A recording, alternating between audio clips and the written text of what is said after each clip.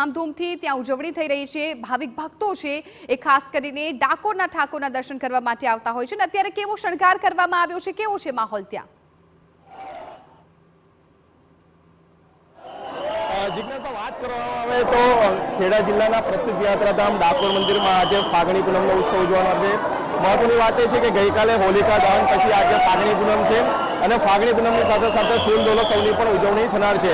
મહત્વની બાબત એ છે કે વહેલી સવારે 4 વાગે મંગળા આરતી થઈ હતી અને ત્યાર પછી સતત મંદિરના દર્શન ભાવિક ભક્તો માટે ખુલી ગયેલા જોવા મળી રહ્યા છે। હજારોની સંખ્યામાં જે ભાવિક ભક્તો છે તે અત્યારે કાળિયા ઠાકોરના દર્શન કરવા માટે ડાકોર મંદિરની અંદર ઉમટી પડ્યા છે। બીજી તરફ વાત કરવામાં આવે તો ભગવાન રાજા રણછોડને શણગાર તો કરવામાં આવે છે, પરંતુ સાથે સાથે આજે જે ફૂલડોળ ઉત્સવની ઉજવણી થનાર છે તેની પણ તૈયારીઓને આખરી ઓપ આપવામાં આવ્યો છે। બીજી તરફ વાત કરવામાં આવે તો જે રીતનો અત્યારે માહોલ જોવા મળી રહ્યો છે, જે લોકોની અંદર ઉત્સાહનો એક માહોલ જોવા મળી રહ્યો છે। છેલ્લા 5 દિવસની અંદર 12 લાખ કરતાં વધારે નાગરિકોએ રાજા રણછોડના દર્શન કર્યા છે।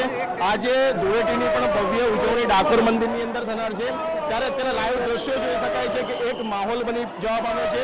લોકોની અંદર ખૂબ ઉત્સાહ જોવા મળી રહ્યો છે। આજે ફાગણી પૂનમનો દિવસ હોવાને કારણે અને લોક ઉત્સવ જે મેળો ઉજવાતો હોય છે તેનો આજે છેલ્લો દિવસ છે, એટલે મોટી સંખ્યામાં જે ભાવિક ભક્તો છે તે આજે ડાકોર મંદિરની અંદર આવશે। બીજી તરફ વાત કરવામાં આવે તો જે રીતે લોકોની ભીડ ઉમટી તો જે કાયદો અને વ્યવસ્થા જળવાય તેના પણ પ્રયાસો અત્યારે પોલીસ દ્વારા પણ કરવામાં આવી રહ્યા છે। બીજી તરફ વાત કરવામાં આવે તો જે અત્યારે માહોલ આપ જોઈ રહ્યા છો, મોટી સંખ્યામાં જે દર્શનાર્થીઓ છે તે દર્શન કરવા અત્યારે ડાકોર મંદિરની અંદર ઉમટી રહ્યા છે। જી આભાર। આ દ્રશ્યો ખૂબ મહત્વપૂર્ણ છે અને ઉત્સાહ પણ દેખાઈ રહ્યો છે। મોટી સંખ્યામાં ભક્તો છે, ભાવિક ભક્તો એ દર્શનાર્થે પહોંચ્યા છે અને ખાસ કરીને તેઓ આજે જે ફૂલડોલ મહોત્સવ છે એમાં હાજરી આપવા માટે પહોંચી ગયા છે।